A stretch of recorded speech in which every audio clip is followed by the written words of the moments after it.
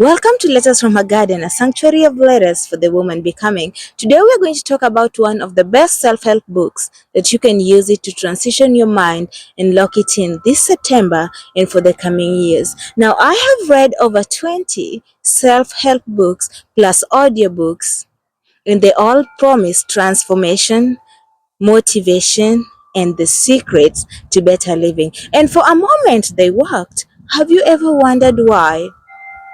When you read a self-help book, you feel inspired, you feel motivated, you feel fired up and ready to go. But when all the highs have faded away, you feel like you're reaching for the next book. You're looking for the next strategy. You are looking for the next speaker who will teach you how to live your life. That used to be me until I realized that one of the best self-help books ever written was sitting on my bookshelf collecting dust, and this book has tested the test of time. It has been there for years, and you probably have it in your house collecting dust, as we all have, or maybe you've come across it. And that book is the Bible. That book is the Bible. Now, before you think that I'm going to tell you about religion and a set of rules, I want you to hear me and hear me clearly. What I found in the Bible was not a set of rigid commands and condemnation. What I found was the truth for the mind. What I found was wisdom for the heart. What I found was transformation for the soul. And that is long lasting. That does not fade with seasons. And now let's go ahead and look at why I think the Bible is one of the best self-help book ever written, and probably you should give it a chance and think of it as a good self-help book that transforms your mind and not just a religious relic. Let's look deeper, shall we? All right, I have my notes with me. Now, the first reason why the Bible is one of the best self-help books ever written is because it has timeless wisdom. Self-help books tend to lean on trends. This season we are talking about productivity. Next season we are talking about manifestation. The next one we are talking about habits. But when you look at the Bible, it has wisdom for the heart. It has wisdom that has withstood the test of time. Think about what the book of Proverbs said. It spoke about diligence and prudence. Those are things we still need in this day's generation. Think about what the book of Psalms said. Psalm talked about peace. He talked about the Lord is my shepherd, I shall not want. We need to know who our source of supply is. Think about what Jesus said. He said, love your neighbor as you love yourself. Those are the truths that still heal this generation, and we still need it. Now, while the self-help books are great, they go on trends, they go on culture, and that's why we keep reaching for the next book. We keep finding the next strategy. We keep looking for the next hustling and productivity structure.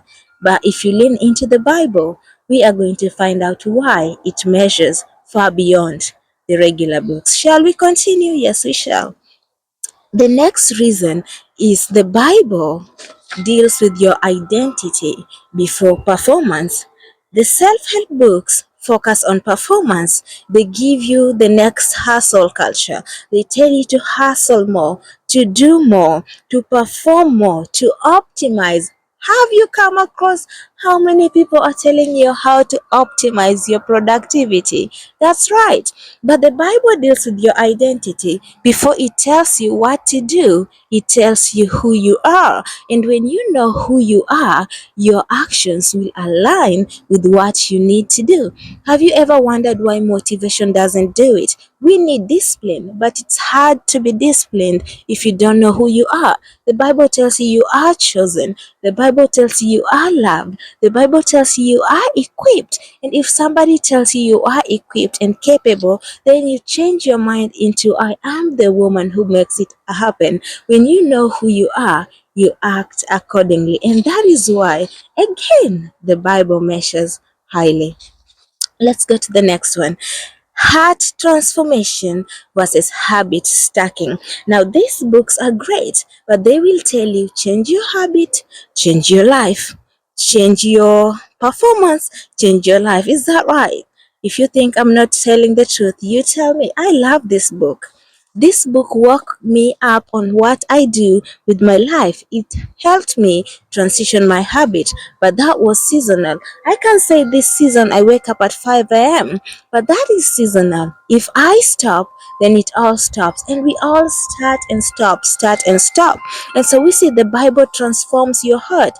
Romans 12 verse 2 says, "Be ye transformed by the renewal of your mind." It deals with your heart. It starts from within. The book of Proverbs says, "Above all else, guard your heart, for out of it flows everything else in life." It transforms you from inside out. It just doesn't stack your habit. It rewires your heart, it rewires your mind, and that's a lifetime transformation. Let's go to the fourth point, shall we? Yes, we shall. The fourth reason why the Bible is the best ancient ever written self-help book is because it teaches you purpose beyond yourself. These books, again, they are amazing, but they mostly point you back to you. They tell you about your success, your money, your empire, but the Bible teaches you service, teaches you more about the soul, eternal impact. And if you want to leave a legacy, that is what we are going for. Beyond just acquiring your wealth and success, what else are you doing? What's your purpose? What's your dream? Yes, we want to live beautifully, but past that, what else do we need? What else do we desire? And the Bible will show you how to do that. The fifth point is that the Bible offers sustainable nourishment. Yes, yes. These books, again, they are great, but they give you motivation. Motivation tends to fade, and that is why we buy the next book. I could keep buying more and more books because my soul yearns for more. And with that, I am going to share with you one of the best verses that I read this morning, and it's been carrying me through the day, and that is in the book of Proverbs, chapter 12. Now stay with me. I am not going to be biblical with you right now. I'm just showing you a verse that might change how you view this book. Proverbs chapter 12. Where was it? Where was it? Proverbs chapter 12 verse 14. From the fruit of their lips people are filled with good things, and the work of their hands bring them reward. Remember, we talked about knowing your identity, knowing who you are. After you have known who you are, you'll come to understand that the fruits of your lips, the works of your hands. What are the works of your hands? The works of your hands could be labor, stewardship, skills, creation. What are some of those things? You will steward them towards the right direction. Now, with that being said, yes, I still do love learning. Yes, I will still continue reading the books, but I've also come to realize that whatever knowledge I am seeking, I could easily find it in this beautiful big book of 66 books. Now, you might be wondering, how can I start reading the Bible if all my life I've always seen it as a book of judgment and condemnation? That used to be me too. And this is how you start. You set your schedule.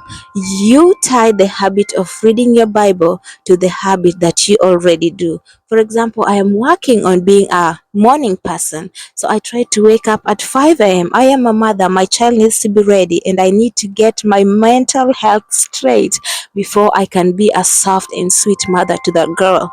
So I wake up a bit earlier.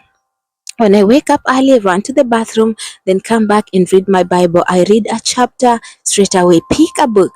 There's 66 books. Pick one book. Right now I'm working on Proverbs, the book of Proverbs. So every morning I read a chapter.